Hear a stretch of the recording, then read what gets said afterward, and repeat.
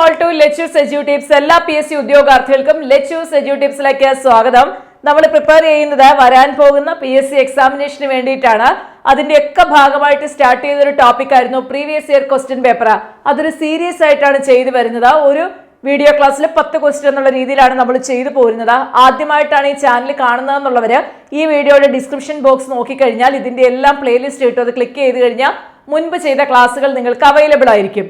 പിന്നെ നമ്മൾ ഇനിയിപ്പോൾ ഇതിന്റെ ഒരു പ്രീവിയസ് ഇയർ ക്വസ്റ്റ്യൻ പേപ്പറിനെ ബേസ് ചെയ്ത് തന്നെ ഒരു റിവിഷൻ സ്റ്റാർട്ട് ചെയ്യുന്നുണ്ട്. അത് ഞാൻ നിങ്ങളെ ഇൻഫോം ചെയ്യാം എപ്പോഴാണ് തുടങ്ങുന്നതെന്ന് വെച്ചാൽ കേട്ടോ. അപ്പം നമ്മളിപ്പോൾ ചെയ്തുകൊണ്ടിരിക്കുന്നത് കഴിഞ്ഞ LDC മെയിൻസിന്റെ ക്വസ്റ്റ്യൻ പേപ്പറാണ്. ആ മെയിൻസിന്റെ ക്വസ്റ്റ്യൻ പേപ്പറിൽ നമ്മൾ 30 വരെയുള്ള ക്വസ്റ്റ്യൻസ് ആണ് ചെയ്തത്. ഇന്നിനി നമുക്ക് 31ാമത്തെ ക്വസ്റ്റ്യനിലേക്ക് പോകാം. സോ ഡയറക്റ്റ് ക്വസ്റ്റ്യനിലേക്ക് പോകാം. Question number 31. 2011 സെൻസസ് പ്രകാരം കേരളത്തിൽ സ്ത്രീ പുരുഷ അനുപാതം ഏറ്റവും കൂടുതലുള്ള ജില്ല ഏത്? 2011 സെൻസസ് പ്രകാരം കേരളത്തിൽ സ്ത്രീ പുരുഷ അനുപാതം ഏറ്റവും കൂടുതലുള്ള ജില്ല ഏത്? കണ്ണൂർ, കോട്ടയം, പത്തനംതിട്ട, എറണാകുളം. നമുക്കറിയാം എവിടെയാണ്? കണ്ണൂരാണ് അല്ലെ കേരളത്തിൽ ഏറ്റവും കൂടുതൽ സ്ത്രീ പുരുഷ അനുപാതം കൂടുതലുള്ള ജില്ല. എല്ലാവർക്കും പാർപ്പിടം നൽകുക എന്ന ലക്ഷ്യത്തോടെ കേരള സർക്കാർ നടപ്പിലാക്കി വരുന്ന പദ്ധതിയുടെ പേര് ആർദ്രം പദ്ധതി, സുഭിക്ഷ കേരളം പദ്ധതി, rebuild Kerala initiative, life mission പദ്ധതി. എല്ലാവർക്കും അറിയാം ലൈഫ് മിഷന്റെ കീഴിലാണ് എന്ത് ചെയ്യുന്നത്? എല്ലാവർക്കും പാർപ്പിടം നൽകുക എന്ന ലക്ഷ്യത്തോടെ കേരള സർക്കാർ നടപ്പിലാക്കി വരുന്ന പദ്ധതിയാണ് ഇത് ലൈഫ് മിഷൻ അല്ലെ. സാധാരണ നമ്മൾ കേൾക്കുന്ന കാര്യമാണ്. ഭരണഘടനാ വ്യവസ്ഥകൾ പ്രകാരം ഇന്ത്യൻ പൗരത്വം ലഭിക്കുന്നതിന് അടിസ്ഥാനമല്ലാത്ത മാനദണ്ഡം, അതായത് ഇന്ത്യൻ പൗരനാകണമെങ്കിൽ ഈ മാനദണ്ഡത്തിന് ആവശ്യമില്ല. അത് ഏതാണെന്നുള്ളതാണ്. 1950 ജനുവരി 26 ശേഷം ഇന്ത്യൻ ഭൂപ്രദേശത്ത് ജനിച്ച വ്യക്തിയായിരിക്കണം. അത് മാനദണ്ഡമാണ് അല്ലെ. മാതാപിതാക്കളിൽ ഒരാൾ ഇന്ത്യൻ പൗരനായിരിക്കണം, മാനദണ്ഡമാണ്. 18 വയസ്സ് പൂർത്തിയായിരിക്കണം. എന്താ 18 വയസ്സ് വരെയുള്ള കൊച്ചുങ്ങൾ ഇന്ത്യൻ പൗരനല്ലേ? അപ്പം 18 വയസ്സ് പൂർത്തിയായിരിക്കണം. 5 വർഷമോ അതിലധികമോ കാലമായി ഇന്ത്യൻ ഭൂപ്രദേശത്ത് താമസിക്കുന്ന ആളായിരിക്കണം.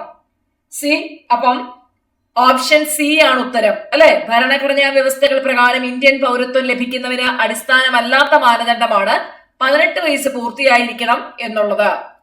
അടുത്തത് പക്ഷികളുടെ സംരക്ഷണത്തിനായി നീക്കി വെച്ചിരിക്കുന്ന പ്രദേശം സൈലന്റ് വാലി, തട്ടേക്കാട്, ഇരവികുളം, മുത്തങ്ങ.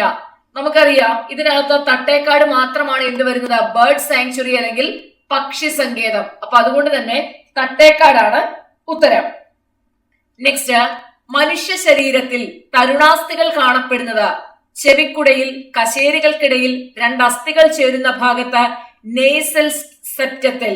അപ്പൊ നമുക്കറിയാം നമ്മുടെ മനുഷ്യ ശരീരത്തില് തരുണാസ്ഥികള് ഈ 4 സ്ഥലങ്ങളും, ചെവിക്കുടയിലും ഉണ്ട്, കശേരികൾക്കിടയിലും ഉണ്ട്, 2 അസ്ഥികൾ ചേരുന്ന ഭാഗത്തും ഉണ്ട്, നെയ്സൽ സെപ്റ്റത്തിലും ഉണ്ട് അല്ലെ. അതായത് ഓപ്ഷൻ ഡി കേട്ടോ. 1, 2, 3, 4 എന്നുള്ളതാണ് ശരി ഉത്തരം. ഇനി ക്വസ്റ്റ്യൻ നമ്പർ 36 നോക്കിയേ. എല്ലുകളുടെയും പല്ലുകളുടെയും വളർച്ചയ്ക്ക് ആവശ്യമില്ലാത്ത ഘടകം ഏത്? എല്ലിന്റെയും പല്ലിന്റെയും വളർച്ചയ്ക്ക് ആവശ്യമില്ലാത്ത ഘടകം ഇരുമ്പ്, calcium, magnesium, phosphorus. Calcium, magnesium, phosphorus നമ്മുടെ എല്ലിന്റെയും പല്ലിന്റെയും വളർച്ചയ്ക്ക് ആവശ്യമാണെന്ന് നമുക്കറിയാം. ആവശ്യമില്ലാത്ത ഘടകം ഏതാണ്? ആവശ്യമില്ലാത്ത ഘടകം ഇരുമ്പാണ്. അടുത്തത്, COVID-19 കാരണമായ സൂക്ഷ്മജീവി ബാക്ടീരിയ, ഫംഗസ്, വൈറസ്, ഫൈലേറിയൻ വിരവൽ. നമുക്കറിയാം ആരാണ്? വൈറസ് ബാധയാണ് അല്ലെ. വൈറസ് ബാധയാണ്. സോ COVID-19 കാരണം എന്താണ്? വൈറസ് ആണ്. ജന്തുകോശങ്ങളിൽ കൂടുതലായി ഉൽപ്പാദിപ്പിക്കപ്പെടുന്ന വാതകം carbon dioxide, oxygen, nitrogen, ammonia.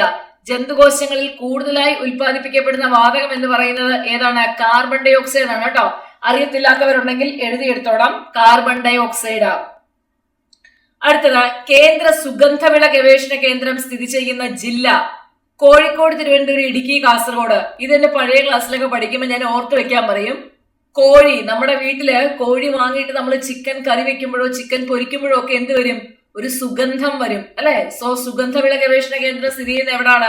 Kozhikode അല്ലെ.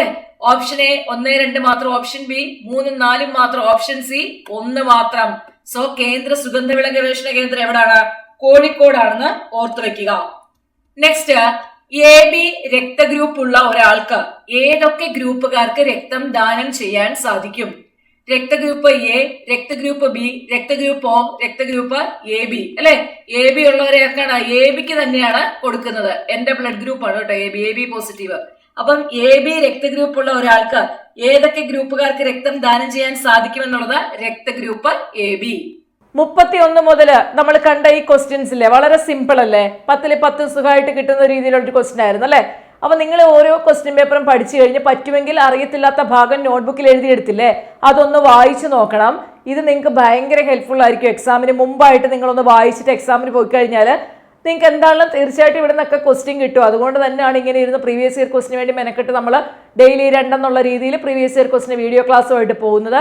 അപ്പോൾ നമ്മൾ തരുന്ന 150 ടോപ്പിക്സ് ആയിക്കോട്ടെ, പ്രീവിയസ് ഇയർ ക്വസ്റ്റിൻ പേപ്പർ ആയാലും ഇംഗ്ലീഷ്, മലയാളം, ഇതെല്ലാം നിങ്ങൾ റെഗുലറായിട്ട് കണ്ട് പഠിച്ചെടുക്കാനായിട്ട് ശ്രമിക്കുക. കറണ്ട് അഫയേഴ്സിന്റെ ക്ലാസ്സും ഇനി വരും ക്ലാസ്സുകളിൽ ഉൾപ്പെടുത്തി തരുന്നതാണ് കേട്ടോ.